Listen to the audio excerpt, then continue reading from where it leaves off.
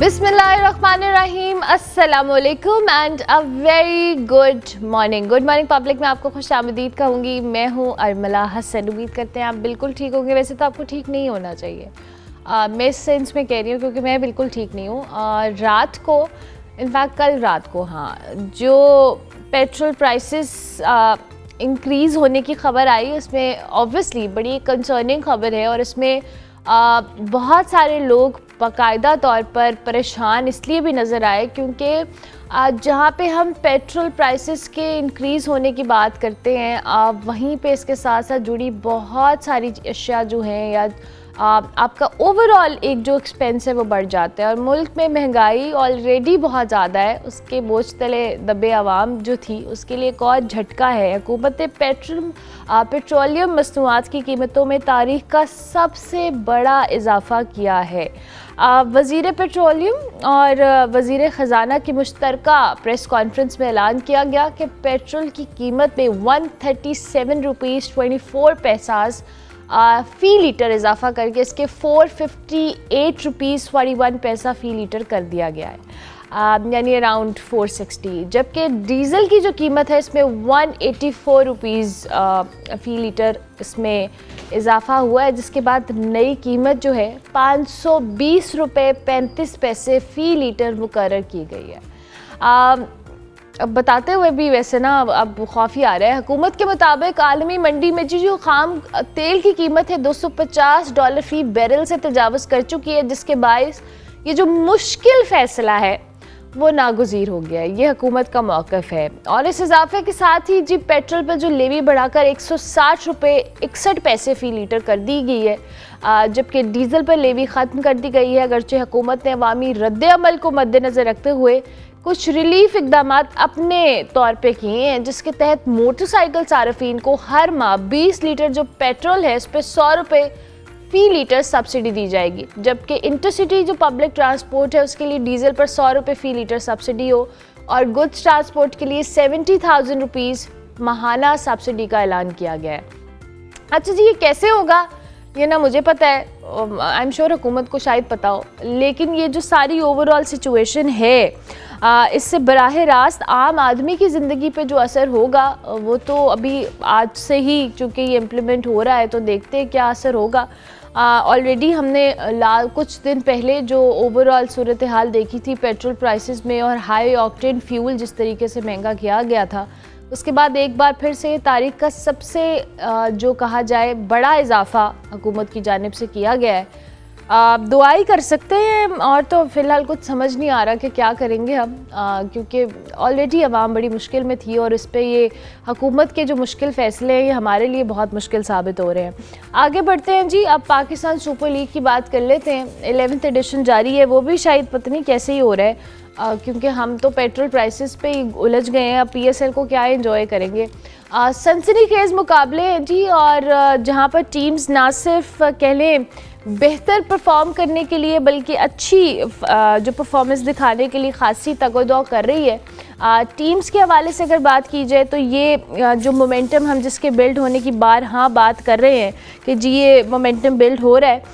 बड़े स्कोर्स और शानदार जो इनफरादी कारकर्दगी है इससे इवेंट को मज़ीद इंटरेस्टिंग किया है। लाहौर के कदाफ़ी स्टेडियम में जो खेला गया मैच है जिसमें कराची किंग्स और इस्लामाबाद यूनाइटेड ने अपनी एक मजबूत फॉर्म को बरकरार रखते हुए उसका मुजाहरा किया और कराची किंग्स ने रावलपिंडीज़ के ख़िलाफ़ जो है 197 रन्स के बड़े हदफ को आखिरी ओवर में 5 विकेटों के नुकसान पर हासिल करके इवेंट में मुसलसल तीसरी कामयाबी हासिल कर ली है और अब तक नाकाबिले शिकस्त रही है। इस मैच में आज़म खान ने 74 रन्स की जारहाना इनिंग्स खेली। डेविड वार्नर की 50 रन्स की इनिंग्स थी, जबकि रावलपिंडीज़ की जानिब से जो मिचल हैं डेरिल मिचल उनके 65 और उसके साथ साथ ये जो उनकी अच्छी परफॉर्मेंस रही। दूसरी जानिब इस्लामाबाद यूनाइटेड ने कोयटा ग्लैडिएटर्स के खिलाफ 184 रन्स का जो टारगेट है सिर्फ 19th ओवर में 2 विकेटों के नुकसान पर मुकम्मल किया।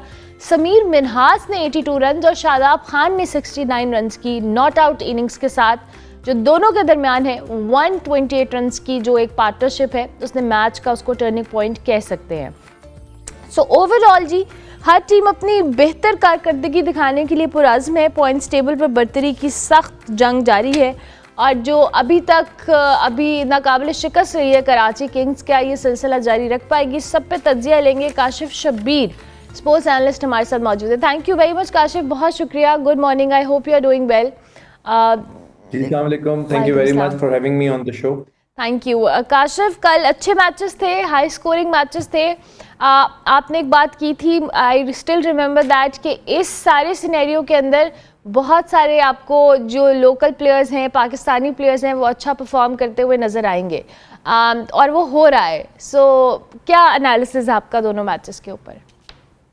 देखें, सबसे खुशाइन बात यही मुझे लगती है कि पाकिस्तानी प्लेयर्स जो हैं वो परफॉर्म करें। आपने इस्लामाबाद यूनाइटेड और कोयटा ग्लैडिएटर्स की बात की, उसमें इब्तदा में सऊद शकील और शामिल हुसैन ने अच्छी ओपनिंग स्टैंड दिया और उसके बाद उसको कंटिन्यू किया हसन नवाज ने, और उन्होंने ऑलमोस्ट 65 ऑड रन्स बनाए और एक अच्छा टोटल दिया। 181 एक अच्छा टोटल था, लेकिन जिस तरह की विकेट खेल रही है लाहौर की, हाई स्कोरिंग मैचेस हो रहे हैं और ये हाई स्कोरिंग मैचेस जो हैं सारे चेजेबल हैं और चेज भी हो रहे हैं।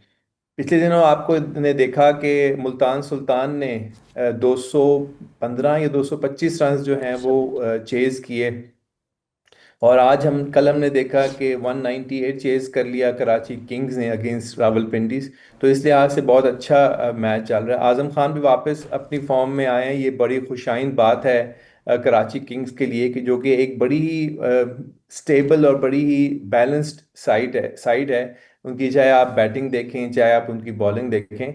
लेकिन मेरा ख्याल है रावलपिंडीज को जो मेन धचका लगा है वो शायद उनकी फील्डिंग की वजह से लगा है। रिशद हुसैन ने 2-3 कैचेस कैचेस छोड़े ड्रॉप थे। शुरू में। इस्लामाबाद यूनाइटेड की बात करें तो उस्मान तारिक ने एक अपनी ही बॉलिंग पे कैच छोड़ दिया शादाब शादाब खान का, जिसका उसने भरपूर फ़ायदा उठाया, और उसके बाद बड़ी ज़बरदस्त समीर मिन्हास के साथ इनिंग खेली और मैच को आगे लेके चले गए। तो ये फील्डिंग लैप्सेस जो हैं वो बड़ा ही ज़्यादा मैटर करते हैं और बड़ी काउंट करते हैं at the end of the day. लेकिन उसके बावजूद क्रिकेट बहुत ज़बरदस्त हो रही है। लेकिन यहाँ पर जो एक दिल दुखता है वो शायकीन की वजह से है, कि अगर यहाँ शायकीन होते तो इस पीएसएल का जो मज़ा है वो दोबाला हो जाता और बड़ा ज़बरदस्त पीएसएल चलता है। लेकिन ओवरऑल मैं ये कहूँगा कि डेफिनेटली पीएसएल बहुत अच्छा जा रहा है, अच्छे फाइटिंग टोटल्स हो रहे हैं। मतलब ऐसा नहीं है वन साइडेड मैच अभी तक हमने शायद या एक आध देखा होगा पूरे टूर्नामेंट में अभी तक, लेकिन उसके बावजूद बहुत ज़बरदस्त सब कुछ चल रहा है पीएसएल में। शायकीन तो पेट्रोल प्राइसेस में उलझे हुए हैं काशिफ, वो बेचारे क्या ही करेंगे। उनको तो यही समझ नहीं आ रहा, क्योंकि अभी पीएसएल मैच देखते देखते जो आपको एक साइड पे न्यूज़ आप लगा लें गलती से, तो जो होता है वो आज की सूरत हाल मैंने सुबह सुबह बताई है। That's very unfortunate, because I believe कि ये हम एक्सपेक्ट कर रहे थे, और आपकी और मेरी आई रिमेंबर बात भी हुई थी कि यू नेवर नो कि आगे जाके इस लीग के अंदर हम शायकीन को एक्सपेक्ट कर सकते हैं ग्राउंड्स के अंदर, क्योंकि अब कराची स्टेडियम में ये कराची के अंदर ये मैचेस शिफ्ट कर जाएंगे। लेकिन काशिफ, कराची में जो इस वक्त सूरत हाल है बारिशों के बाद, ये भी एक बड़ी इम्पॉर्टेंट डेवलपमेंट है अगर देखा जाए, अगर हम मैचेस शिफ्ट करने के हवाले से भी बात कर रहे हैं तो। हाँ जी बिल्कुल, ना सिर्फ कराची में बल्कि अगर आप पंजाब की बात करें तो पंजाब में भी अनएक्सपेक्टेड बारिशें हो रही हैं। ये वो मौसम होता है जिसमें बारिशें नहीं होती, और गंदम की फसल की कटाई का मौसम भी है। तो सब ये दुआएं यही कर रहे थे कि मौसम खुश्क रहे और साजगार रहे, ताकि हमारी फसलें भी अच्छी हों। फसलें भी बड़ी इंपॉर्टेंट है पाकिस्तान के लिए। और कराची की बात करें तो लगता है ऐसा है कि शायद ये एक हफ्ता है जहां पर बारिशों के इम्कानात हैं। उसके बाद अगले हफ्ते से शायद सिंध में तो एटलीस्ट या ऐसे रहा है, प्रोडिक्शन यही है कि बारिशें रुक जाएंगी और मौसम खुशगवार रहेगा। लेकिन कराची में शिफ्ट करने से अब ये भी देखना है कि कराची की विकेट कैसे खेलती है, क्या वो भी लाहौर की तरह ही होगा जहां रन चेज करना आसान होगा। क्योंकि पास में हमने देखा है कि पीएसएल में ऐसे ही होता था, कराची में बड़े बड़े टोटल जो हैं वो चेज होते थे। और अगर ऐसी विकेटें रहें, जो कि रहनी चाहिए, क्योंकि T20 का मज़ा ये है कि लोग जो हैं चौके छक्के देखना चाहते हैं, बड़े बड़े स्कोर देखना चाहते हैं। तो ये चीज़ें सब बहुत अच्छी होंगी। और अब देखते हैं कि वहाँ पाकिस्तानी प्लेयर्स और बाकी प्लेयर्स कैसा परफॉर्म करते हैं। बिल्कुल ठीक है। अभी अच्छा, आपने कराची किंग्स का जिक्र किया, बैक टू बैक हैट्रिक हो गई आई बिलीव उनकी जीत के हवाले से। अच्छी परफॉर्मेंस जा रही है, बड़ी स्टेबल साइड है। इसमें जो प्लेयर्स हैं हमने देखा है कि शिफ्ट भी आया है बहुत सारे, उन्होंने दीगर फ्रेंचाइजेस से ऑक्शन में प्लेयर्स को भी इंक्लूड किया है। आज़म फॉर्म में नहीं थे और आज़म की फ़िटनेस के हवाले से बड़े कंसर्न्स लोगों के रहते थे हमेशा से। कल आज़म थोड़े अपनी फ़िटनेस पर्सपेक्टिव से भी बेहतर नज़र आए और अपनी परफॉर्मेंस के हवाले से भी बेहतर नज़र आए। परफॉर्मेंस के लिहाज से तो डेफिनेटली बेहतर नजर आए, लेकिन फिटनेस का भी बहुत बड़ा या क्वेश्चन अभी मार्क है। है, अभी है। देखिए, इस फिटनेस के साथ आप जो है वो इंटरनेशनल क्रिकेट एटलीस्ट नहीं खेल सकते, क्योंकि आप क्रिकेट बहुत ज़्यादा कंपेटिटिव हो गई है। और ये एक मैंने कहना चाहिए बेंचमार्क है। आपकी फिटनेस ठीक होगी तभी आप क्वालिफाई करते हैं फॉर द इंटरनेशनल क्रिकेट। तो वहां पर आजम खान ने इतने अरसे से तो काम नहीं किया, और लगता है कि आगे भी वो काम नहीं करेंगे, क्योंकि उनका कहना ये है कि उनकी चौकों छक्कों की जो स्ट्रेंथ है वो शायद उनके जिसामत की वजह से आती है। तो इसलिए वो उस पर काम करने को बिल्कुल तैयार नहीं है।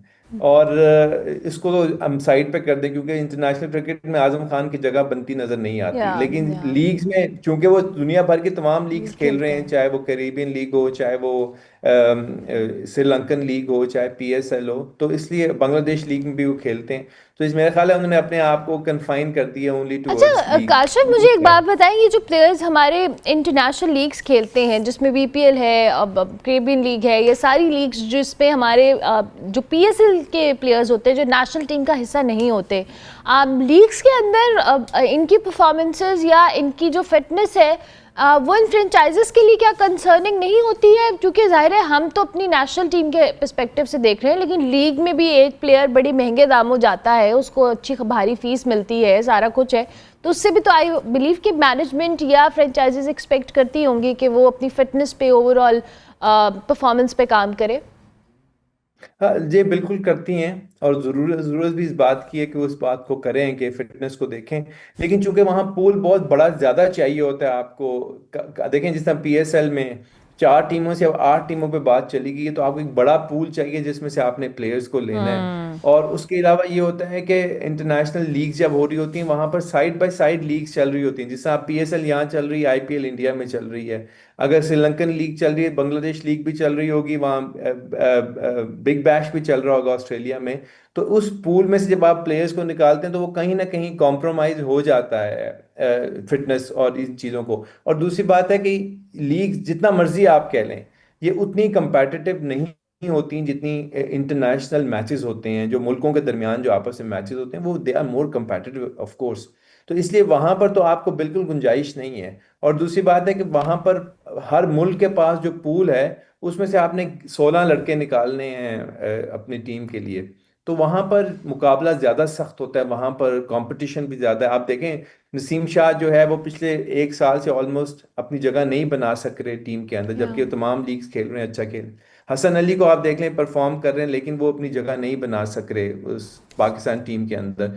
तो इसलिए इंटरनेशनल क्रिकेट जो है वो कुछ और है और लीग्स कुछ और हैं, इसलिए वहाँ के लिए आपको कंपटीशन, अपना कंपेटिटिवनेस ज़्यादा दिखानी पड़ती है। बिल्कुल ठीक है। अच्छा, let's talk about stronger side, because हमने अभी कराची किंग्स की जिक्र किया, लेकिन इसके साथ साथ अब दो जिन टीम्स का हम जिक्र करेंगे, नई फ्रेंचाइजेज ऐड हुई हैं, जिसमें हैदराबाद किंग्समैन और रावलपिंडीज़ के हवाले से बात करें। हैदराबाद किंग्समैन ने एक अच्छा टारगेट सेट किया था लास्ट मैच में, लेकिन उसको मुल्तान सुल्तान्स ने जैसे चेस किया, उनकी वीकर साइड थोड़ी आया हुई कि उनके एंड पे क्या वीक एस्पेक्ट है। इसी तरीके से अगर हम रावलपिंडीज़ का देखें तो आपको क्या लगा कि कल जाहिर है अब दीगर लोग भी वर्किंग करेंगे और एक जेलिन होने में एक लीग में उन प्लेयर्स को, उस ओवरऑल मैनेजमेंट को भी टाइम लगेगा, जैसे हम लाहौर कलंदर्स की हमेशा एग्जांपल देते हैं, it took a lot of time.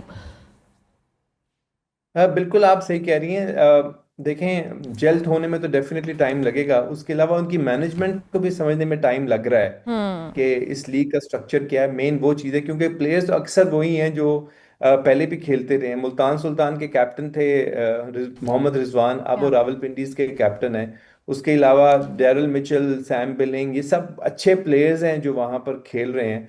और मेरा ख्याल थोड़ा सा अनफॉर्चुनेट भी रहे रावलपिंडीज, क्योंकि अगर वो फील्डिंग अच्छी कर लेते तो शायद कराची किंग्स के लिए और टफ टाइम उनको उनको दे सकते थे। लेकिन उसके बावजूद नई फ्रेंचाइज का आना, नया पूल कब जनरेट होना, आप देखें अब कई पाकिस्तानी यंगस्टर्स को मौका मिल रहा है पीएसएल में खेलने का और अपने टैलेंट को शो करने का, उससे पाकिस्तान को डेफिनेटली फ़ायदा होगा। लेकिन आहिस्ता आहिस्ता आप देखेंगे कि ये हैदराबाद किंग्समैन और रावलपिंडी जो हैं ये अपने आप को मनवाएंगे। अगर पहले पीएसएल में ना हो सका तो डेफिनेटली आगे जाके बेहतर हो जाएंगे। लाहौर कलंदर की एग्जांपल हमारे सामने है, पहले हम्म। 5 एडिशंस आप देख लें, लास्ट टीम रही है हमेशा वो, या लेकिन उसके बाद 3 दफा मुतवातर उन्होंने पीएसएल जीता। तो इस तरह ये प्लेयर्स भी बेहतर परफॉर्म करेंगे। और जो कल परफॉर्मेंस थी रावलपिंडीज की बुरी नहीं थी, 197 का टारगेट देना was not a small target, लेकिन उसको वो डिफेंड नहीं कर सके। डेरल मिचेल वो हैं, फॉर्म में हैं, उन्होंने बहुत अच्छी हम्म। बॉलिंग भी की, और उन वही अनफॉर्चुनेट रहे जो या कैचेस मिस हुए। मेरा ख्याल है वो जो फील्डिंग का इम्पैक्ट था ना, वो ज़्यादा नुकसानदेह रहा है रावलपिंडीज के लिए। अगर थोड़ा सा अपनी फील्डिंग की परफॉर्मेंस को बेहतर करें तो डेफिनेटली वो बेहतर कर सकते हैं रावलपिंडीज। बिल्कुल ठीक है। Thank you very much Kashif, बहुत शुक्रिया आपके वक्त का। काशिफ शबीर स्पोर्ट्स एनालिस्ट हमारे साथ मौजूद थे, पीएसएल के ऊपर अपना तजिया दे रहे थे। ब्रेक लेते हैं, ब्रेक के बाद वापस आते हैं।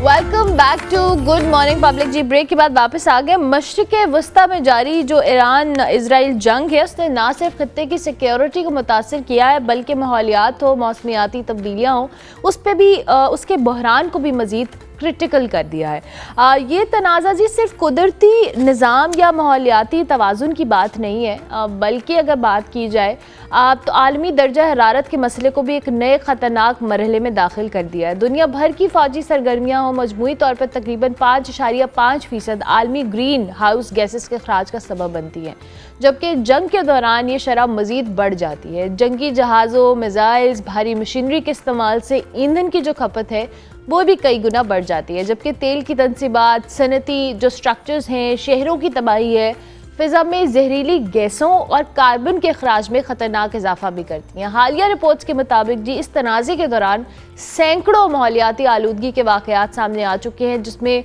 ब्लैक रेन, जहरीला धुआं और समंदरी आलूदगी शामिल है। मज़ीद आबनाए हुर्मुज़ जैसे अहम तजारती रास्ते की बंदिश ने कई ममालिक को दोबारा कोयला जिसे हम कोल कहते हैं और दीगर आलूदा ईंधन की तरफ वापस ले जाने पर मजबूर कर दिया है। साथ ही मिट्टी की जो जरखेज़ी है इसमें कमी, पानी की आलूदगी, इंसानी सेहत के संगीन मसाइल, ये वो फैक्टर्स हैं जो ऐड ऑन होते चले जा रहे हैं। अगर यही रुझान जारी रहा तो आइंदा बरसों में जो दर्जा हरारत है मज़ीद इजाफा होगा, शदीद मौसमियाती वाक़यात होंगे, खुराक की किल्लत, नेचुरल डिज़ास्टर्स, इनकी शिद्दत देखने को मिलेगी। ये जो जंग का एक माहौल है या जंगें जारी हैं दुनिया भर में, इनका इम्पैक्ट सिर्फ दो ममालिक के ऊपर नहीं बल्कि आपकी आलमी मईशत हो, आपके मौसमियाती तब्दीलियाँ हों, ये वो सारे फैक्टर्स हैं जो उसको ट्रिगर और ऐड ऑन कर रहे हैं। डॉक्टर ज़ैनब नईम हमारे साथ मौजूद है, हमारे माहौलियात हैं, उनको हम खुशामदीद कहेंगे। Thank you very much doctor Zainab, बहुत शुक्रिया कि आपने हमें ज्वाइन किया। डॉक्टर ज़ैनब, हम हमेशा से अपने इस इम्पैक्ट का जिक्र करते आ रहे हैं कि क्लाइमेट चेंज में हम मुख्तलिफ एक्सट्रीम चीज़ों को एक्सपीरियंस कर रहे हैं, बट ये जो एक ग्लोबली सिनेरियो क्रिएट हुआ है ये समहाउ बहुत सारी चीज़ों को मज़ीद ऐड भी कर रहा है, ट्रिगर भी कर रहा है। मैं चाहूँगी थोड़ा सा एलेबरेट करें इन इम्पैक्ट्स को जिनका मैंने सिर्फ जिक्र किया है। जी आप बिल्कुल आप सही हाईलाइट कर रही हैं। अगर इससे पहले हम एक जंग जो लगी थी दुनिया में, रशिया यूक्रेन वॉर, उसी का इम्पैक्ट देख लें तो यूक्रेन में 2 साल इस जंग ने जो इतनी कार्बन डाइऑक्साइड एमिशंस पैदा की हैं जितनी के फ्रांस की 1 साल की एमिशंस हैं। और ये देखते हुए दुनिया को एक वो झटका लगना चाहिए था। खास तौर पे हम देखते हैं कि जो क्लाइमेट चेंज है उसके इम्पैक्ट्स इस वक्त पूरी दुनिया को अपने लपेट में लिए हुए, लेकिन कोई खास फर्क नहीं पड़ा। अब हम देख रहे हैं कि हमारे खित्ते में जंग लगी हुई है, और जिसका मैं हमेशा जिक्र करती हूँ, साइंसदान intergovernmental panel on climate change की रिपोर्ट के मुताबिक साउथ एशिया का खित्ता सबसे ज्यादा मुतासरा खित्ता है क्लाइमेट चेंज के इम्पैक्ट से। तो ईरान में जंग का मतलब ये है कि वहां पे अगर ऑयल रिफाइनरीज तबाह होती हैं, जैसे कि 4-5 ऑयल रिफाइनरीज पर अटैक हुआ, एयर स्ट्राइक्स हुई, तो वहां से एकदम काला धुआं उठा, और हमने वहां पे देखा कि लोगों ने रिपोर्ट किया अगले ही दिन काले धुएं के बादलों के बाद एकदम काली बारिश होती है, जिसको एसिड रेन भी कहा जाता है, या ब्लैक रेन। और उस बारिश में, क्योंकि जब ऑयल रिफाइनरी फटती है उसमें केमिकल्स होते हैं जिसमें सल्फर डाइऑक्साइड, नाइट्रस ऑक्साइड और ये सूट और ब्लैक कार्बन और इसके अलावा मजीद हैवी मेटल होते हैं। जब वो हवा में मिलते हैं तो केमिकल रिएक्शन होता है, क्योंकि हवा में मॉइस्चर मौजूद होता है, और भी गैसेस होती हैं तो वो रिएक्ट करती हैं आपस में।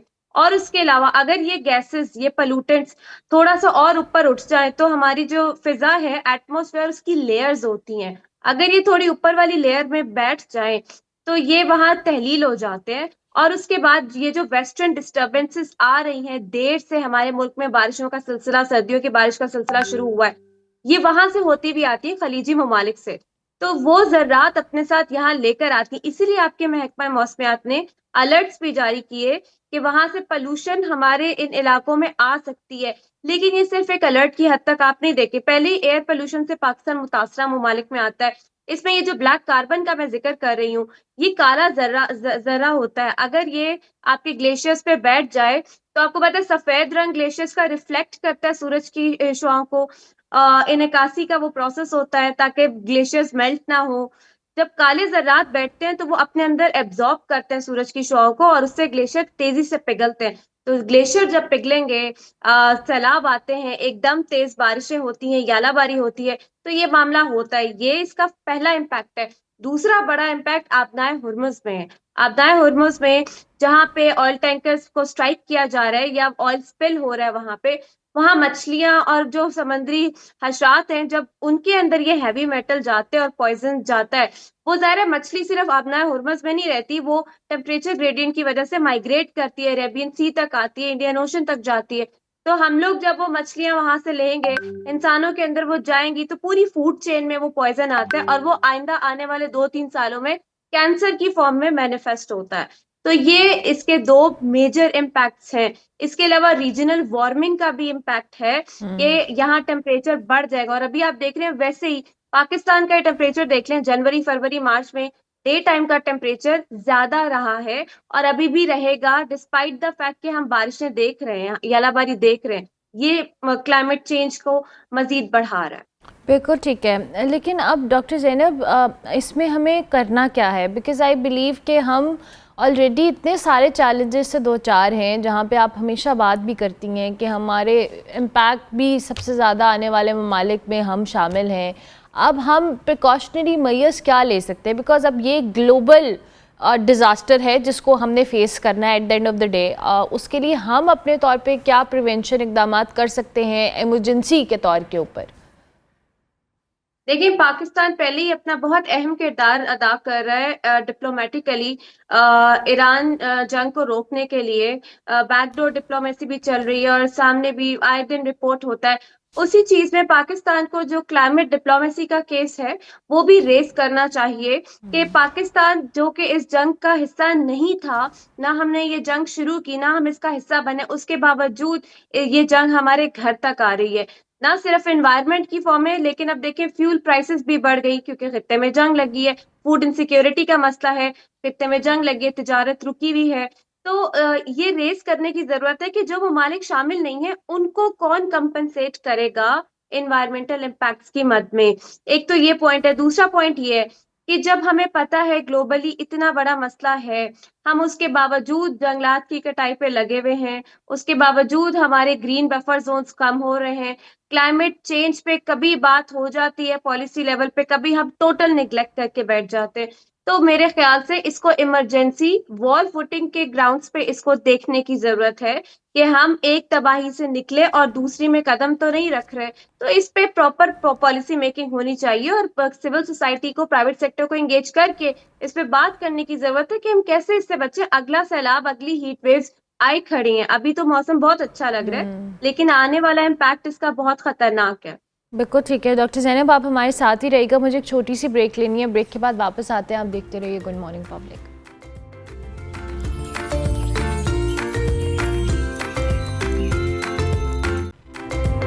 Welcome back to good morning public ji. इस वक्त जो दुनिया भर के अंदर सूरत हाल है उसका हमारे क्लाइमेट के ऊपर क्या इम्पैक्ट है, इस हवाले से हम बात करें। डॉक्टर ज़ैनब नईम हमारे साथ मौजूद हैं। डॉक्टर ज़ैनब, आप हमें ब्रेक पर जाने से पहले जैसे बता रही थी कि पाकिस्तान को इस सिचुएशन में क्या करना है, डिप्लोमेटिक वेज तो हम इख्तियार करें लेकिन हमें अपना केस दुनिया के आगे प्रेजेंट भी करना है। ये तो हो गया हमारा इंटरनेशनली हम कैसे इस चीज़ को केटर कर सकते हैं, बट हमारे लोकल सतह के ऊपर आई बिलीव कि अब बारिशें, वेदर, जैसे हम कल देख रहे थे कि कराची में जो सूरत हाल हुई, इतनी एक्सट्रीम हमने एक्सपीरियंस किया, फिर अभी हम बेमौसम की बारिश को भी एक्सपीरियंस कर रहे हैं। So what we need to do at our own capacity कि हम इसको बेहतर कर सकें या अपने तौर पे कुछ प्रिवेंशन हो सके। जी, अपने तौर पे हमें क्लाइमेट गवर्नेंस को लोकल लेवल तक लेकर जाना है। इन्फोर्समेंट जो है वो डिस्ट्रिक्ट लेवल से यूनियन काउंसिल तक लेकर जानी है क्लाइमेट एक्शन की। उस पे सिर्फ नेचर बेस्ड सॉल्यूशंस ही बहुत नहीं होते, उस पे आपको सस्टेनेबल मोबिलिटी, अब देखें जैसे खित्ते में जंग लग गया, एनर्जी क्राइसिस बन गए हैं, पेट्रोलियम की कीमतों में इजाफा हो गया है, तो बहुत जरूरी है कि हम लोग ये इलेक्ट्रिक गाड़ियां, इलेक्ट्रिक टू व्हीलर्स और इनकी तरफ जाएं, पब्लिक ट्रांसपोर्ट को मजीद बेहतर बनाएं और वो लास्ट माइल एक्सेस जिसको कहते हैं वहां तक इंश्योर करें कि हर बंदे की एक्सेस वहां तक हो। साइकिलिंग लेन्स बनाएं, पेडेस्ट्रियन फ्रेंडली वॉक्स बनाएं, तो ताकि लोगों की डिपेंडेंस इस चीज से खत्म हो। फिर इसके अलावा सोलराइजेशन के लिए हमें स्मूथ लॉन्ग टर्म पॉलिसीज की जरूरत है, ना कि शॉर्ट टर्म पे आके हम कभी सब्सिडी दे दें कभी खत्म कर दें। तो इस चीज के लिए बहुत ज्यादा अच्छे तरीके से प्लानिंग होनी चाहिए। फिर आपकी हाउसिंग और इंफ्रास्ट्रक्चर, फ्लड प्लेन इंक्रोचमेंट नहीं होनी चाहिए, आपके जो है जंगलात की कटाई, रिजर्व फॉरेस्ट की कटाई नहीं होनी चाहिए। तो ये छोटी छोटी चीजें हैं कि कोई बड़ी चीज नहीं है। फिर इस पे आप यंगस्टर्स को इंगेज करके स्मॉल मीडियम एंटरप्राइजेस जो कि क्लाइमेट स्मार्ट है उनको कैसे फंड करवा सकते हैं। अभी कल भी डील साइन हुई है मिनिस्ट्री ऑफ क्लाइमेट चेंज की नॉर्वे के साथ, इनको सपोर्ट करने के लिए। तो कैसे आइडियाज आ सकते हैं, कैसे जॉब अपॉर्चुनिटीज क्रिएट की जा सकती है क्लाइमेट के सेक्टर में, ये सारी चीजों पे काम करने की बहुत ज्यादा अर्जेंट ग्राउंड पे जरूरत है। अगर हम कर लेते हैं तो भी आइंदा आने वाले चंद साल बेहतरी के हो सकते हैं, वरना आइंदा आने वाले चंद सालों में बेहतरी क्लाइमेट चेंज में तो हमें नहीं नजर आ रही, और अब जियोपॉलिटिकली भी हम कोई बेहतरी खास नहीं देख रहे हैं। अच्छा डॉक्टर ज़ैनब, अब वही बात है कि हमारी प्रायोरिटीज़ ही बड़ी डिफरेंट हैं इस वक्त भी। हमने जब हमेशा से देखा है, जब इन सारे सिनेरियोज़ के ऊपर आपसे मेरी बात भी हुई है, इक़दामात हैं, बट वो जो एक है ना कि पैनिक की सी सूरत हाल, हमें इस सिचुएशन में पैनिक होना है। At the end of the day हमारी आने वाली जनरेशन, चाहे वो फूड सिक्योरिटी है, पानी का मसला है, वेदर का इशू है, प्लांटेशन का इशू है, फॉरेस्टेशन का इशू है, और अभी जो वेदर है इसमें हमारी फसलें खड़ी हैं वो कितनी डैमेज हो रही हैं, वो एक डिफरेंट इम्पैक्ट है। तो ये सारी चीज़ें तो at the end of the day बड़ी इंटरकनेक्टेड हैं, और इस इंटरकनेक्टेड चीज़ों को एड्रेस करने के लिए हमें म्यूचुअल एफर्ट्स करनी है।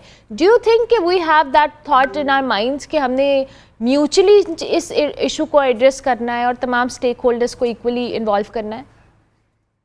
देखिए, पिछले साल से अभी तक अगर मैं देखूं तो बेहतरी आई है। पिछले साल को कंपेयर करूं उससे पिछले कुछ सालों से, कि मुसलसल क्लाइमेट चेंज का टॉपिक जो है वो अंडर डिस्कशन रहा है, मीडिया ने एटलीस्ट इसको उठा के रखा है। इससे बहुत फर्क पड़ता है कि आम आवाम तक हम किस तरह से इस चीज को इनकलकेट करें कि उनके लिए जरूरी हो। देखें, जब आवाम किसी चीज को तरजीह देगी तो आपके पॉलिसी मेकर्स इवेंचुअली उस तरफ जो है वो ध्यान देना शुरू कर देंगे। आवाम को चाहिए कि ऐसी जगह पे इन्वेस्टमेंट ना करें, तो दरिया के ऊपर कोई प्लॉट आप ले रहे हैं, सारा कूड़ा करकट कचरा दरिया के अंदर जा रहा है, कहीं जा रहा है तो उस चीज को रोकें। तो और हाँ, हमें सजाएं इसमें सख्त से सख्त करने की जरूरत है। पाकिस्तान एनवायरमेंट प्रोटेक्शन एक्ट जो है वो बना हुआ है 97 का, आज तक उसमें कोई तरमीम रिपोर्ट नहीं हुई। बाकी आपके आइन में तरमीम पे तरमीम होती है, क्यों? क्योंकि हम इसको तरजीह नहीं देते। तो मेरे ख्याल से ये एक एज एन इंडिविजुअल आपकी आवाज मैटर करती है, एज अ कम्युनिटी आपकी आवाज मैटर करती है। आप अपने आने वाली नस्लों के लिए क्या माहौल बेहतर छोड़ के जा रहे हैं कि वो सरवाइव कर सकेंगे। 50 डिग्री सेल्सियस टेम्परेचर अब आपका चला जाता है, और इतना वेट बल्ब की सिचुएशन होती है कि वो 55 डिग्री तक आपको फील हो रहा होता है। तो ये सोचें कि अब इतने वसाइल नहीं है। पूरी दुनिया में कहीं भी चले जाए, कहीं जंग लगी हुई है, कहीं इकोनॉमिकली मसाइल है, तो कहीं क्लाइमेट चेंज है। आपको यहीं रहना है और मार्स के लिए आपके पास टिकट नहीं है। आपको इसी दुनिया को बेहतर करना है, जंगलात लगाने हैं।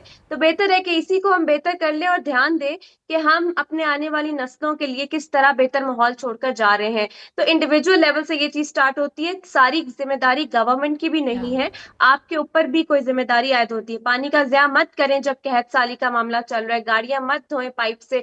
ये मॉरल ड्यूटीज हैं जो कि मेरे ख्याल से घरों से तरबियत शुरू होती है, स्कूलों कॉलेजेस में बताया जाता है और फिर आगे जाके हम इस तरह से रिस्पॉन्सिबल सिटीजन बन सकते हैं। बिल्कुल ठीक है, thank you very much doctor Zainab Naeem, बहुत शुक्रिया। डॉक्टर ज़ैनब नईम हमारे साथ मौजूद थी, क्लाइमेट चेंज के ऊपर बात कर रही थी। हम ब्रेक लेते हैं, ब्रेक के बाद वापस आते हैं।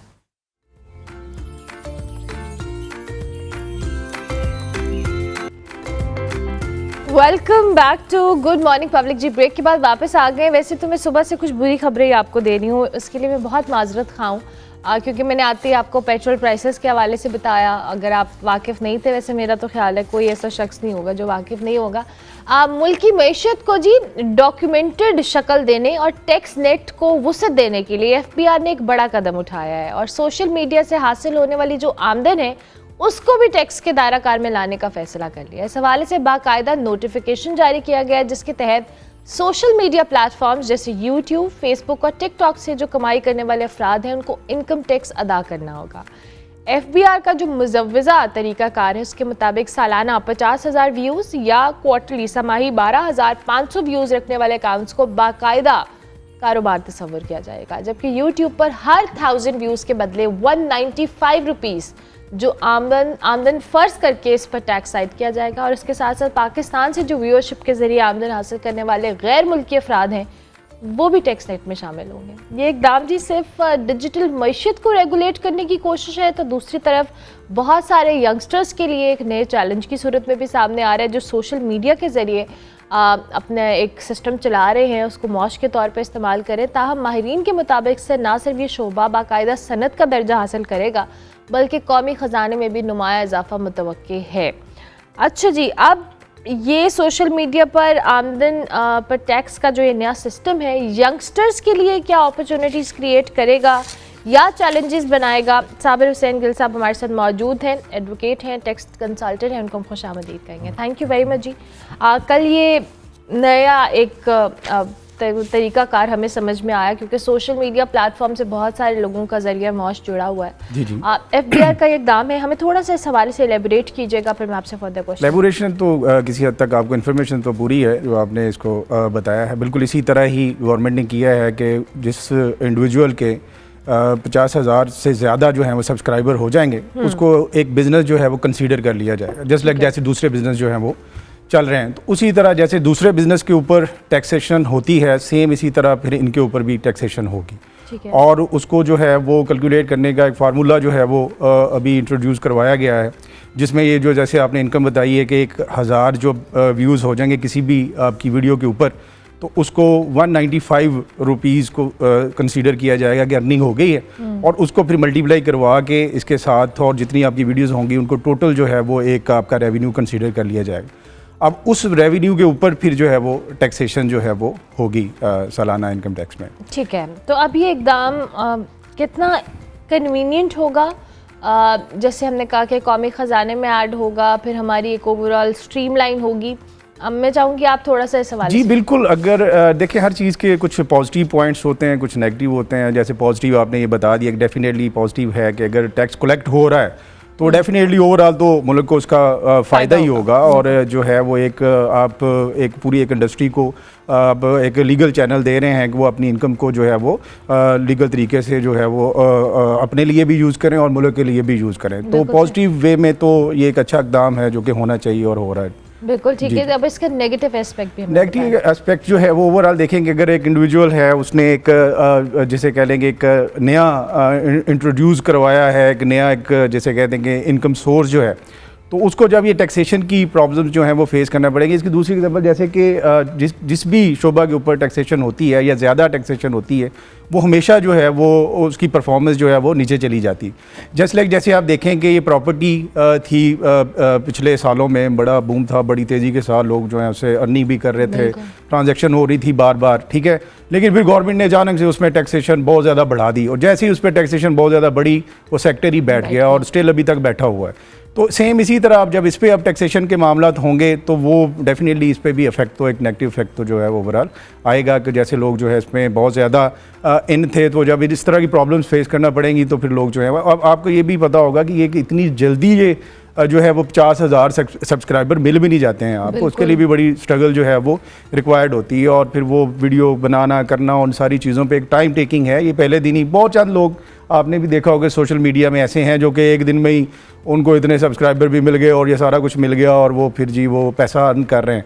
लेकिन जो मेजॉरिटी ऑफ पीपल हैं उनको ये 50,000 सब्सक्राइबर तक पहुंचने के लिए भी बहुत कुछ करना, माइलस्टोन है। हाँ जी, बहुत कुछ करना पड़ता है। तो वो इतनी स्ट्रगल और हार्डशिप बर्दाश्त करने के बाद एट दी एंड जब आपको फिर नज़र आ रहा है कि भैया एक टैक्स नेट में पता नहीं मुझे क्या होगा, एफबीआर पकड़ लेगा, पता नहीं क्या होगा, ये कैसे होगा, तो वो फिर एक डेफिनेटली डिफिकल्टीज। अच्छा, वही बात है कि हम टैक्स नेट में लाने के लिए बहुत सारे लोगों को हम इनकरेज कर रहे हैं, पॉलिसीज़ बना रहे हैं, लेकिन साबिर साहब एक बहुत बड़ा हमारा हिस्सा है कम्युनिटी का, इस मुल्क के लोगों का जो टैक्स पे नहीं कर रहे। हमें ज़्यादा तवज्जो उनकी तरफ नहीं करनी चाहिए रादर देन जो ऑलरेडी टैक्स पेयर है, आप जैसे मेरे जैसे। हम सैलरी में से क्या हम एक ये बॉल पॉइंट भी ख़रीद रहे हैं, टैक्स दे रहे हैं, तो एक वो तबका है जो कि सब्सिडाइज है और वो अफोर्ड भी कर सकता है टैक्स देना। आप बिल्कुल बात ठीक कर रही हैं, करना तो यही चाहिए, होना यही चाहिए कि उन लोगों को जो है वो टारगेट करना चाहिए। लेकिन थोड़ा सा इसमें थोड़ा सा मिथ्स भी है। ठीक है। इसकी अगर देखा जाए तो ये परसेंटेज बहुत ही कम है, कोई ऐसे बंदे जो कि टैक्स नहीं दे रहे होंगे, ठीक है, या उनको सब्सिडीज़ मिली हुई हैं। उसके भी बहुत सारे रीज़न हैं कि जिसकी वजह से वो मिली हुई होती है। बाकी जो है 90% क्या 100% के करीब लोग जो हैं वो टैक्स दे रहे हैं पाकिस्तान में। हमें ये ऐसे एक होता है डायरेक्ट टैक्स, एक तो इनडायरेक्ट टैक्स। जैसे आपने पेंसिल का बताया तो ये इनडायरेक्ट टैक्स है, ये हर बंदा खरीदता है और हर बंदा टैक्स देता है। 18% तो हर बंदा ही दे रहा है, तो फिर इसलिए बंदा तो कोई भी नेट से बाहर नहीं है। लेकिन वो बस आता है इनकम टैक्स में। अब इनकम टैक्स में जो है जिसको छूट दी हुई बंदा 6 लाख जिसकी सालाना आमदन है उसको छूट दी गई है कि जी ठीक है आप जो है वो टैक्स ना दें, ठीक है। अच्छा, अब 6 लाख जिसकी आमदन जिसने पूरे साल में कमाई है, आप खुद ही देख लें उसको कैलकुलेट कर 50,000 पर मंथ, तो उसको बच क्या रहा है जिस पे आप उसने टैक्स भी देना और 18% वो दे रहा है, वो इनडायरेक्ट टैक्स वो उसने उसमें से सारा कुछ दिया हुआ है। और फिर उसमें बाकी जो वो कह लेंगे आप वो इलेक्ट्रिसिटी यूज़ कर रहा है उस पर अलग से वो टैक्सेशन दे रहा है, और भी जो कुछ भी वो कर रहा है सब पे टैक्सेशन है। तो फिर इसलिए ये एक मिथ ही है कि जी वो बचे हुए लोग या कौन से लोग हैं जो टैक्स नहीं देते हैं।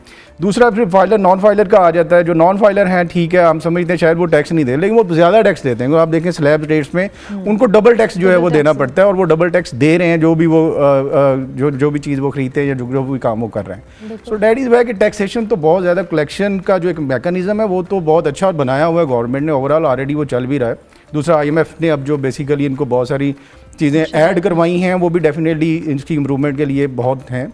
लेकिन मसला वही आता है इम्प्लीमेंटेशन पे कि इम्प्लीमेंट कैसे होगा या वो कितना हो रहा है या हो रहा है, क्योंकि उसमें बेसिकली जो आपका अदारा है जिसने FBR जो खुद एक महकमा है उसकी जो इम्प्लीमेंटेशन के अंदर जो खामियां हैं वो एक्चुअल काज हैं जिसकी वजह से लीकेज होती है। उसमें बहुत सारी है। सबसे पहले तो करप्शन है। आम आवाम की उसमें मैं चाहूँगी आप बताइए। आम आवाम में तो सबसे पहले वही है कि आप देखेंगे कोई भी जब नोटिस आ जाता है या कुछ इस तरह की बाकी चीज़ें आ जाती हैं, वो सारी की सारी चीज़ें मैनेज कैसे होती हैं। अब उसकी मैनेजमेंट में जो मामलात हैं वो एक्चुअल प्रॉब्लम है।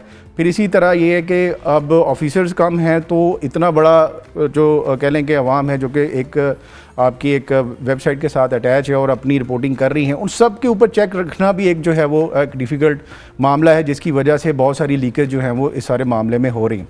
सबसे बड़ी चीज़ें यही हैं कि जो भी एक टैक्सेशन तो हो जाती है, लॉस तो बन जाते हैं, लेकिन उनकी इम्प्लीमेंटेशन जब पे बात आती है तो उसमें फिर बहुत ज़्यादा फ्लॉज होते हैं, जिसकी वजह जैसे कि आपने देखा होगा कि इतना, जैसे मैं अभी आपसे बात की कि पूरा पाकिस्तान तो टैक्स दे रहा है दे कौन नहीं रहा, ठीक है। जब सारे टैक्स दे रहे हैं तो फिर हम गरीब क्यों हैं, ठीक है ना। फिर तो हमें अमीर होना चाहिए, गवर्नमेंट तो भी अमीर होनी चाहिए। $1 मिलियन क्वेश्चन है कि जब सब दे रहे हो तो अमीर क्यों नहीं हो रहे। तो एक्चुअल प्रॉब्लम यही है कि वो बेसिकली जो कलेक्शन पे बात जाती है, हमने तो टैक्स दे दिया 18%, वो जहाँ पे इस्तेमाल हो रहा है वो आवाम की फलाह के लिए इस्तेमाल नहीं हो रहा। एक तो ये मामला है। अच्छा, बिल्कुल और सही। दूसरा ये मामला है कि हमने तो 18% दे दिया, एक चीज़ हमने ले ली है किसी भी स्टोर से जो चीज़ खरीद रहे हैं ट्रैक्टर से, हमने तो 18% दे दिया, क्या वो आगे दे रहा है? ये क्वेश्चन है। या वो उससे आगे दे रहा है? ठीक है, तो जो चेन बनी हुई है, क्या वो पूरी चेन जो है वो अपनी परफॉर्मेंस प्रॉपर्ली कर रही है कि नहीं? अवाम ने तो 18% पे कर दिया एट द एंड, ठीक है, तो क्या वो गवर्नमेंट तक पहुंच हमारे भी रहा है पास कि तो नहीं? कोई ऑप्शन ही नहीं है ना कि हमने जाना है मार्केट में कोई चीज खरीदनी है, हमने वो 18% देना ही देना है। बिल्कुल। हमने अगर डाइन आउट की है तो हमने जीएसटी उस पे पे करना ही करना ही करना, वो हमने तो हमने कर दे दिया। अब आगे जो चेन है, आपको पता है और मुझे पता है कि वो कहाँ जा रहा है टैक्स, और वही बात है कि घूम फिर के वही उन लग्जरी गाड़ियों में, उन लग्जरी चीज़ों में वो हमारे जो टैक्स का पैसा है वो यूटिलाइज हो रहा है। बिल्कुल, वही है कि तरजीहात का भी बेसिकली एक आता है ना कि आपकी तरजीहात हैं क्या। अब कहाँ, अगर आप जेट खरीद लेंगे इन सारी चीज़ों से, ठीक है, तो फिर डेफिनेटली फिर आप ऐसे गाड़ियों के टायर डलवा लेंगे, हाँ, फिर तो आप वो फिर कुछ इस कर तरह की लेंगे, सारी तो अब ऐसे ही होगा। फिर आप और मैं बैठ के यही बात करेंगे। साबिर साहब, ये भी आपको लगता है कि ये इतना आसान होगा इम्प्लीमेंट करना हुकूमत के लिए? बैकलैश तो आएगा इस पर। डेफिनेटली वो तो आएगा, हर चीज़ का जिसे कहते हैं कि एक होता है, इस पर अभी डिबेट चलेगी। ये तो बेसिकली अभी एक सजेशंस मांगी हैं, अभी यार इसकी इम्प्लीमेंटेशन अभी हो नहीं रही है। तो वो डेफिनेटली आएंगे, आगे से बार्स लिखेंगी या हमारे जैसे लोग आगे से लिखेंगे कि जी ये इसमें है मामला। जैसे कि 195 रुपीज़ आपने फ़िक्स तो कर दिए हैं, तो क्या इसमें आपने किस तरह इसको फिक्स कर दिया, पहले तो ये बताना। हाँ, उसका स्ट्रैटेजी क्या आपने बनाई? दूसरा ये कि हर जो इंडिविजुअल है, जैसे कि आप भी मीडिया से लिंक्ड हैं, तो वो हर वीडियो एक जैसी अर्निंग नहीं देती है, मेरे को भी नहीं। तो उसमें डिफरेंट जो है वो, तो आपने 1000 व्यूज़ के ऊपर ये कैसे उसको जो है फिक्स कर दिया कि 195 जो है वो तो अर्निंग होगी। ठीक है, तो इस तरह की चीज़ें हैं अभी जो कि डिबेट में हैं, तो वो अभी होंगी। Let's hope for the best जी। थैंक यू वेरी मच, बहुत शुक्रिया आप तशरीफ लाए। साबिर हुसैन गिल साहब हमारे साथ मौजूद है, एडवोकेट हैं, टैक्स कंसल्टेंट हैं। जो FBR की तरफ से नई सजेशंस हैं, इस पर ज़रा गौर होगा अभी आगे आके, जो भी अपडेट होगी हम आपसे शेयर करेंगे। ब्रेक लेते हैं, ब्रेक के बाद वापस आते हैं।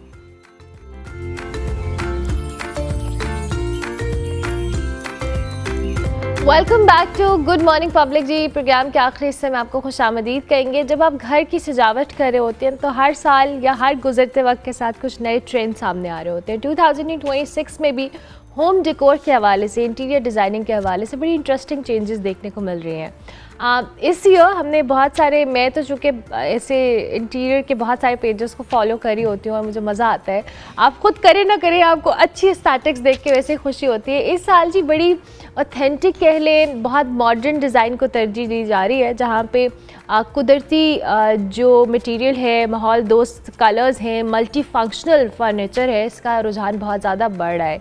इवन जो आपकी वॉल्स की डेकोरेशन है वो बहुत न्यूट्रल शेड्स के साथ, आर्ट पीसेस के साथ, प्लांट्स के साथ उसको यूटिलाइज़ करके अपने आप कुछ ये रेफरेंस पिक्चर्स भी आप अपनी टीवी स्क्रीन्स पर देख सकते हैं। सो ये इंटरेस्टिंग है जी कि आप कैसे अपने घर को, जो कि एक बड़ी आपकी सेफ़ स्पेस होती है, आपका कंफर्ट जोन होता है, उसको आप अपनी एस्थेटिक्स के मुताबिक और मॉडर्न तरीके से उसको सेट कर सकते हैं। इस वक्त हमारे साथ जो हमारी गेस्ट मौजूद है, मेहरुन्निसा रियाज मौजूद है, इंटीरियर डिज़ाइनर भी हैं और सिग्नेचर स्पेसेस के नाम से अपना एक ब्रांड भी रन करती है। उनको खुशामदीद करें। Thank you so much. Thank you very much, बहुत शुक्रिया Mehrunnisa. I hope you are doing well. Thank you so much. अच्छा जी, इसके साथ साथ हमने आपकी मेंटल हेल्थ के ऊपर भी बात करनी है, और जहाँ पे हर रोज़ हमारी ज़िंदगी में बहुत कुछ बदल रहा होता है, और जो गुस्सा आना है ना, वो एक बड़ी नेचुरल सी चीज़ है। लेकिन कुछ रिसर्चर्स जो हैं वो साबित कर रही हैं कि आप अगर यंग एज में बहुत ज़्यादा अग्रेसिव एटीट्यूड रखते हैं, अपना बहुत गुस्सा करते हैं, तो लेटर एज में जाके आपकी फ़िज़िकल हेल्थ को भी वो इम्पैक्ट करता है। ऐसे यंगस्टर्स जो बहुत अपनी अर्ली एज के अंदर गुस्से के मालिक होते हैं, वो 30 इयर्स के ऑनवर्ड्स उनकी जो फ़िज़िकल हेल्थ है उस पर बहुत ज़्यादा इम्पैक्ट आता है, जिसमें आप कह लें आप बुढ़ापे का बहुत तेज़ी से आना हो, या असल उम्र से पहले ही आप बहुत ज़्यादा लेथार्जिक फ़ील कर रहे होते हैं, वीकनेस फ़ील कर रहे होते हैं, और साथ साथ आपके वेट रिड्यूस हो रहा होता है या वेट गेन कर रहे होते हैं, दीगर हेल्थ इश्यूज इसमें ट्रिगर हो जाते हैं। तो आज हमने इस पर भी बात करनी है, और इसके लिए फ़ादिया इरफान हमारे साथ मौजूद है, माहिर नफ्सियात है। अस्सलाम वालेकुम फ़ादिया। वालेकुम अस्सलाम। Thank you so much for joining us. Thank you for having मी। बहुत शुक्रिया। मेहरुन्निसा, हम ज़रा एस्थेटिक्स के ऊपर बात करते हैं और स्टार्ट करते हैं कि ये जो साल है, ट्रेंड्स वैसे तो हर साल बदल रहे होते हैं, लेकिन कुछ लोग जो होते हैं वो अपने स्टैटिक्स को कहीं ना कहीं फिट कर लेते हैं उस चेंजेस और उन ट्रेंड्स के साथ। सो इस साल क्या आपने अपने जो एक्सपर्टीज़ है उनको यूटिलाइज़ करते हुए लोगों को सजेस्ट किया? मेरा हमेशा से ये मानना है कि इवन दो आपके जो ट्रेंड्स हैं बिकॉज ऑफ सोशल मीडिया बहुत ज़्यादा फास्ट पेस के ऊपर चेंज होते हैं, but with our design language I always prefer a neutral palette जिसके अंदर आप टेक्सचर्स से, लेयरिंग से, फर्नीचर से, डेकोर पीसेस से उसको चेंज कर सकते हैं। You don't get bored of it. और वो कोई ये नहीं होता कि ऑन द वॉल्स जब आप कोई स्पेसिफिक ट्रेंड फॉलो करके वो लगा देते हैं 1-2 साल बाद यू रिग्रेट इट। तो आई थिंक ऐसे आपको इंटीरियर्स पे फोकस करना चाहिए जो टाइमलेस डिज़ाइंस लगें। मतलब आपको 10 साल 20 साल फ्यूचर का देख के वो पता हो कि अगर आप 10 साल बाद भी स्पेस में एंटर होंगे तो ये ट्रेंडी मतलब ट्रेंड वाले वो जो हमने ट्रेंड्स फॉलो कर के हम पीसेस लगा देते हैं उससे बेहतर होता है कि आप टाइमलेस डिज़ाइंस को न्यूट्रल कलर पैलेट्स में लेयरिंग के थ्रू आप अपना इंटीरियर जो है वो बेहतर कर सकते हैं। अच्छा, अब हमारे यहाँ ट्रेंड्स वक्त के साथ साथ बड़े कुछ मिनिमलिस्टिक हो जाते हैं, कभी हम बहुत ज़्यादा ओवरडू करना शुरू हो जाते हैं, गॉडी स्ट्रक्चर्स भी हम देखते हैं। ये बड़ा एक ट्रिकी सिनेरियो होता है बिकॉज आई बिलीव कि वो आई रिमेंबर मेरी लास्ट टाइम में जब आपसे बात हुई थी कि हम पिंटरेस्ट खोलते हैं, हम अपने रेफरेंस इमेजेस निकालते हैं और उसके बाद हमारे जो फिट जहाँ हो रहा होता है हम नहीं देखते कि वही बात है कि लॉन्ग टर्म ये वाकई हमारी स्पेस पे फिट करेगा या नहीं। ये जो खुद से इंस्पिरेशन आने इसको एग्जीक्यूट करना ये बड़ी ट्रिकी चीज़ होती है। Yes, absolutely. And I think this is where we need to spread more awareness. आजकल बल्कि इस चीज़ के ऊपर awareness है भी। As the growing social media trends, we see that clients are aware of the fact कि अगर हम इसको खुद करेंगे, it is quite possible कि हम उसको as a designer जैसे कोई execute करते हैं हम ऐसे नहीं कर सकेंगे। So I think ये अच्छी बात है कि लोगों को इस बात की awareness आती जा रही है क्योंकि इसमें बहुत छोटी ट्रिक्स और डिटेल्स होते हैं जो कि ऑफ कोर्स एक फील्ड में जो बंदा होता है उसको पता होता है उसने कैसे उस चीज़ को आपने पूरा पढ़ा होता है, बैकग्राउंड होता है, यू नो कि आपने और एक्सपीरियंस ऐड करता है। बिल्कुल बिल्कुल एब्सोल्युटली। जैसे हम कहते हैं कि किसी डॉक्टर का जो काम है वो डॉक्टर को करने दें, तो डिज़ाइनर का काम आप डिज़ाइनर को करने दें। ज़बरदस्त ज़बरदस्त। अच्छा जी, हम और भी बात करते हैं फादिया, ये जो हम एग्रेसिव बिहेवियर देख रहे हैं आजकल बहुत ज़्यादा लेटर एज में जाके, ये रिसर्चर्स कह रही है कि आपके फिज़िकल हेल्थ पे भी उतना इम्पैक्ट डालेगा। जी बिल्कुल। जो हेल्थ साइकोलॉजी की लेटेस्ट रिसर्च है उसमें ये बताया गया है कि जो एक एंगर होता है और ये क्रॉनिक हो जाता है, मतलब फ्रीक्वेंट होता है और क्रॉनिक हो जाता है, तो इसकी वजह से जो एजिंग प्रोसेस है, जो आपकी बायोलॉजिकल एजिंग है वो स्पीड अप हो जाती है क्योंकि आपकी बॉडी के अंदर एक हार्मोन होता है जिसको जो स्ट्रेस हार्मोन है वो हर दफ़ा रिलीज़ होता है और उसके ज़्यादा हो जाने की वजह से आपकी बॉडी में इन्फ्लेमेशन बढ़ती है और सिर्फ आपकी बॉडी में इन्फ्लेमेशन नहीं बढ़ती, आपका जो इम्यून सिस्टम है वो भी वीक होता है और इसके साथ साथ आपके मूड पर चेंजेस आते हैं और सिर्फ मेंटल हेल्थ अफेक्ट नहीं होती। जो हेल्थ साइकोलॉजी की रिसर्च है वो कहती है कि आपकी फ़िज़िकल हेल्थ भी मेंटल हेल्थ के साथ साथ अफेक्ट होती है और उस फिज़िकल हेल्थ के अफेक्ट होने की वजह से आपका जो एजिंग प्रोसेस है वो बहुत ज़्यादा स्पीड अप हो जाता है और 30 इयर्स की एज में आपके अंदर ऐसी ऐसी चेंजेस आती हैं, अर्ली साइंस ऑफ एजिंग। जैसे मिसाल के तौर पर आप बहुत जल्दी थक जाते हैं, आपको बॉडी में पेन्स फील होती हैं, आपका एनर्जी लेवल बहुत ड्रेन फील होता है और इमोशनल रेगुलेशन बहुत पुअर हो जाती है। अच्छा फादिया, लेकिन यूजुअली अब हमने इन पैटर्न्स को बड़ा नॉर्मल लेना शुरू कर दिया। हम कहते हैं बच्चे तो हैं ही ऐसे, यंग एज में भी आप ऐसे ही होते हैं, आपको गुस्सा आने लग गया जी, हमारे सर्कमस्टांसेस ऐसे। हम वो जो थोड़े रेड फ्लैग्स जिसको मैं कह रही थी कि हमने वो सिम्टम्स को इग्नोर करना शुरू कर दिया और इसको हमने अपनी लाइफ के पैटर्न का हिस्सा समझ लिया।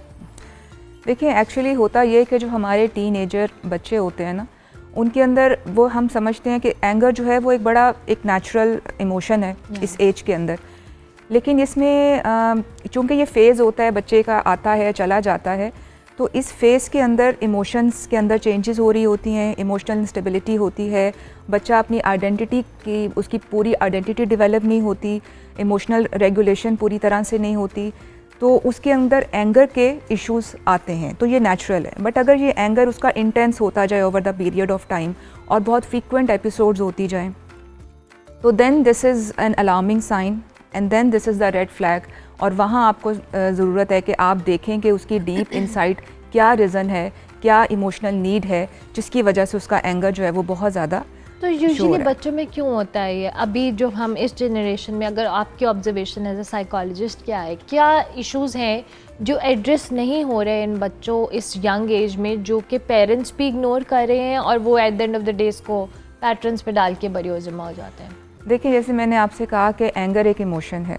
हम अपने बच्चों को पढ़ना लिखना तो सिखाते हैं, लेकिन हम अपने बच्चों को इमोशंस को मैनेज करना नहीं सिखाते। Very important. ठीक है, मॉडर्न जो स्टडीज़ हैं वो ये कहती हैं कि एंगर मैनेजमेंट पे काम करने की बजाय हमें एंगर अंडरस्टैंडिंग पे काम करना चाहिए। हम लोगों को, अगर हमें बीइंग पेरेंट्स पता होगा ना कि हमारे जो एंगर इश्यूज़ हैं वो क्या हैं, हमारे ट्रिगर पॉइंट्स क्या हैं, हम अपने एंगर को से अवेयर हैं कि नहीं हमें हैं। इतने बड़े होके नहीं आज तक पता लगा क्या है, तो बाकी बच्चों को क्या पता लगना है? और मैं हमेशा अपने पेशेंट्स को भी एक चीज़ कहती हूँ कि एंगर जो गुस्सा होता है ना, वो हम कहते हैं जी मुझे गुस्सा आ गया था। हमें गुस्सा आता नहीं है, लाया हम जाता है। गुस्सा करते हैं नहीं।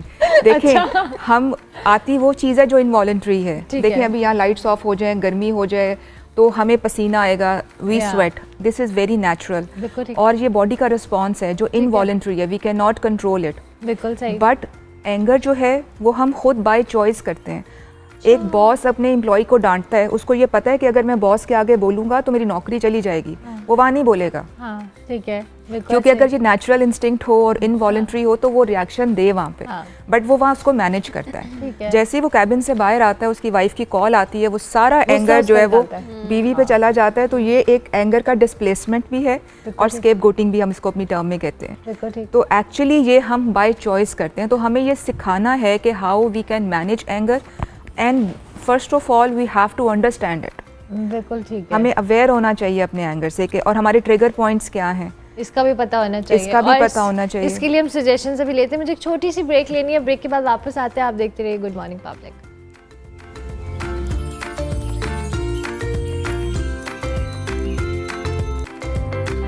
ये है प्रोग्राम का आखिरी हिस्सा। इससे पहले वाली ब्रेक में मैंने ऐसे कह दिया था आपको आखिरी हिस्से में खुशामदीद कहेंगे। अब जी बिल्कुल आखिरी चंद मिनट है, मैं चाहूँगी अपनी दोनों मेहमानों से आज के टॉपिक्स के ऊपर हम बात करें। मेहरुनिसा, आप अपना स्टूडियो रन करती हैं एंड आई रियली वांट के लोगों की स्टैटिक्स और जब आप एक घर की इंटीरियर डिज़ाइनिंग या कुछ भी आप सजेस्ट करती हैं, so what services do you provide? कि आप उनको A to Z सारा कुछ होता है, फर्नीचर से लेकर वॉल, बिकॉज हर चीज़ एक चीज़ के दूसरी चीज़ के साथ कॉम्प्लीमेंट कर रही होती है और उसको बनाना, सजेस्ट करना और क्लाइंट्स को कन्विंस करना, हाउ चैलेंजिंग इट इज़? हमारी journey is a very long journey with the client. Over 3-4 years कभी कभार एक प्रोजेक्ट हमारा चलता है और वो हमारा बड़ा पर्सनल जर्नी होती है। हम हर फैमिली मेम्बर्स के मेम्बर के साथ कनेक्टेड होते हैं, इवन विद द किड्स। किसको क्या चाहिए, किसकी क्या प्रेफरेंसेस हैं। बिल्कुल जो आपका ग्रे स्ट्रक्चर, जैसे आपने for example if you bought a land, वहाँ से हम इन्वॉल्व हो जाते हैं। ओके। पहले आपका वो आर्किटेक्चर पूरा उसको प्लान करना, अप्रूव करवाना, then the construction starts. Construction पे ही हमारी इंटीरियर की प्लानिंग शुरू हो जाती है। बिल्कुल सही है। बिकॉज ग्रे स्ट्रक्चर के अंदर अगर आपने इनिशियली इंटीरियर की चीज़ें नहीं पॉइंट आउट की, तो फिर जब आप इंटीरियर स्टार्ट करते हैं, फिर सारा कुछ आपको दोबारा से लाइट पॉइंट कहाँ निकालना है, किस वॉल पे क्या होना है, वो दोबारा से आपकी फिर रिवाइज करना पड़ता है। सो हम हमेशा अपने क्लाइंट्स को कहते हैं जो हमारे से interior architecture services for example ले रहे हैं या एट अ लेटर स्टेज आते हैं, हम हमेशा गाइड करते हैं पहले आएँ, क्योंकि फिर आप लोगों का टाइम हम बचाते हैं। जब आप ग्रे स्ट्रक्चर के टाइम पे हमें इन्वॉल्व करते हैं फॉर इंटीरियर्स, हमारे लिए भी चीज़ें लेके आसानी होती है। अगर हमें लग रहा हो कि कोई स्पेस बहुत छोटी है या इसको कुछ चेंज करने की ज़रूरत है या उसमें कोई मिस्टेक्स हैं फॉर एग्जांपल, तो उसी स्टेप पे हम उसको ठीक करवा लेते हैं। और फिर हम सर्विसेज हमारी एंड तक, जब तक कि क्लाइंट उस घर में शिफ्ट नहीं हो जाता, तब तक हमारी सर्विसेज चलती हैं। बिकॉज हम इंटीरियर के साथ then we do furnitures also. Furnitures के बाद फिर हमारी सारी स्टाइलिंग, सारा जो डेकोर है, इवन बेडिंग तक, हम आखिरी स्टेप तक इन्वॉल्व होते हैं और पूरी स्टाइल करके और उनको ये देते एक हैं। बहुत बड़ी हासिल है। डोंट यू थिंक कि अगर किसी, आपने इतनी सारी एफर्ट पुट की है, बट आई बिलीव कि बहुत सारे लोग डिफिकल्ट भी होते हैं in a way when it comes to you know designing their house and everything, because उनकी स्टैटिक्स आपके साथ सिंक्रोनाइज नहीं करी हैं या रेजोनेट नहीं करी हैं। वो उस सिचुएशन में how do you manage? I think ये चैलेंजेस आते थे up until a few years ago, okay क्योंकि किसी भी डिज़ाइनर के लिए it takes a few years for the clients to understand what my design language is. Once you have an established design aesthetic that you follow in your projects, तो उसमें भी clients को पता होता है कि इतने प्रोजेक्ट्स इन्होंने किए हुए, ये एस्थेटिक सेंस है, she knows what she is doing. बिल्कुल ठीक. तो वो उस वजह से अब आके आई फील के क्लाइंट्स मेरे साथ अब काफ़ी ज़्यादा ऐसे होते हैं कि वो ऑफिस आके कहते हैं जो आपको समझ आता है आप कर. Very good. So it took some time to get to this stage, but अब उस वाली स्टेज से हम लोग निकल गए अल्हम्दुलिल्लाह. बट फिर भी कई दफ़ा ऐसे होता है कि सारे फैमिली मेम्बर्स एक चीज़ पे अलाइन नहीं हो रहे होते. That is where we generally ask our clients to trust our vision, because वो एंड पिक्चर नहीं देख रहे होते. बिल्कुल ठीक है. बट जब कोई बहुत डिफ़िकल्ट क्लाइंट आ जाए, हम बहुत दफ़ा समझाएं भी और वो ना माने, तो फिर हम कहते हैं कि ठीक है आप करवा लें, लेकिन at the end of the day आप कहेंगे कि पहले क्यों, हाँ गाइड क्यों नहीं अच्छा किया. ज़बरदस्त. अच्छा जी फादिया, अब हमें ये बताएं कि इस सारी रिसर्च और सारी डिस्कशन में what we need to do as parents. लेकिन सबसे पहले तो हमें ये जानने की ज़रूरत है कि एक हमारी क्रोनोलॉजिकल एज होती है और एक हमारी बायोलॉजिकल एज होती है. क्रोनोलॉजिकल एज वो होती है जो कैलेंडर के हिसाब से चल रही होती है, और बायोलॉजिकल एज वो होती है कि जो हमारी बॉडी जिस तरह से फंक्शन करती है. तो अगर हम अपने लाइफस्टाइल को अच्छा रखेंगे, अगर हम अपनी ईटिंग हैबिट्स को हेल्दी रखेंगे, स्लीप पैटर्न हमारा इम्प्रूव्ड होगा, तो हमारे ऑटोमेटिकली जो हमारी बायोलॉजिकल एज है उसकी एजिंग स्पीडी नहीं होगी, और हमारी बॉडी में फटीग, इमोशनल इरेगुलेशन और पुअर स्लीप पैटर्न्स नहीं होंगे. बीइंग पेरेंट्स हम ये कर सकते हैं कि अपने घर में अपने बच्चों के लिए कामर एनवायरनमेंट रखें, क्योंकि आपने देखा होगा कि जिन घरों में पेरेंट्स बहुत ज़्यादा चीखते हैं वहाँ बच्चे भी उसी तरह से हाइपर और चीखने चिल्लाने वाले होते हैं, क्योंकि उनको वो इन्वायरमेंट मिल रहा है. उनके इन्वायरमेंट में वो एक नॉर्म है, लाउडनेस. तो जो इन्वायरमेंट में जिस होम इन्वायरमेंट में कम्युनिकेशन कामर लेवल पर होती है, there is a big difference in those environments. बिल्कुल ठीक है. और हमारे प्लेटफॉर्म से anything you want to add on in the end? देखें, सबसे पहले जो इमोशंस हैं उसकी अवेयरनेस जो है वो बहुत ज़रूरी है. मैं आप एक छोटी सी एग्जांपल आपको दूंगी कि जब हमारे ब्रेन में क्लैरिटी आती है तो उसके बाद हम जब हमारा ब्रेन किसी चीज़ पर क्लियर हो जाता है तो हमारा एंगर भी चला जाता है, हमारा फियर भी चला जाता है. जैसे आप एक रोड पे जा रहे हैं, रात का टाइम है, आप एक रोड पर जा रहे हैं और अचानक से आपको उस पर एक मॉन्स्टर नज़र आता है, तो आपको लगता है आप खौफज़दा हो जाते हैं और आपके अंदर डिफरेंट इमोशंस पाइल्ड अप हो जाते हैं. बट सडनली आप रियलाइज़ करते हैं, आप मुड़कर देखते हैं तो एक बहुत ह्यूज दरख्त है और उसके पीछे कोई लाइट है, और आप रियलाइज़ करते हैं कि ये तो एक शेडो था, ये कोई मॉन्स्टर नहीं है, कोई जिन नहीं है. तो एकदम जब आपके ब्रेन को अंडरस्टैंडिंग मिलती है तो आपका इमोशन काम डाउन हो जाता है, बिल्कुल सही. एकदम आपका एंगर भी डिफ्यूज़ हो जाता है और आपका जो फियर है वो भी गायब हो जाता है. तो सबसे पहले एंगर मैनेजमेंट की बजाय एंगर अंडरस्टैंडिंग पे काम करें. अपने बच्चों को अपने इमोशंस को लेबल करना सिखाएं, उनको बताएं कि आई एम एंग्री, कि अगर वो उनको अगर वो गुस्से में हैं तो उनको पता हो कि we are angry.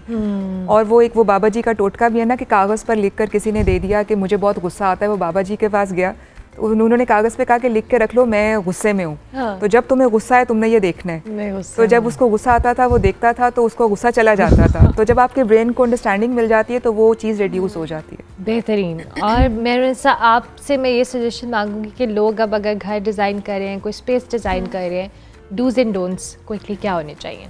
I think you should not be very quickly following trends, because वो एकदम आते हैं और एकदम जा रहे हैं. तो अपनी स्पेस के अंदर हमेशा एक वेल बैलेंस स्पेस होनी चाहिए. And I think the house that you designing has to be for yourself, it should not be for others. So हमेशा अपने आप को, अपनी पर्सनालिटी को उस घर के अंदर ज़रूर इनकॉर्पोरेट करें, ताकि वो सिंपल रहे, वो टाइमलेस रहे, वो कई सालों के बाद भी आपको अच्छा लगे. ज़बरदस्त, good suggestion. Thank you very much Memory and thank you very much Fadia. आप दोनों का बहुत शुक्रिया जी. प्रोग्राम का वक्त ख़त्म हुआ. इंशाल्लाह मेरी आपसे मुलाकात होगी अब मंडे को. कल परसों आप हमारा बेस्ट ऑफ देख सकेंगे. फीडबैक हमारे सोशल मीडिया हैंडल्स पे लाजमी दीजिएगा. मंडे तक के लिए मेरी तरफ से अल्लाह हाफ़िज़.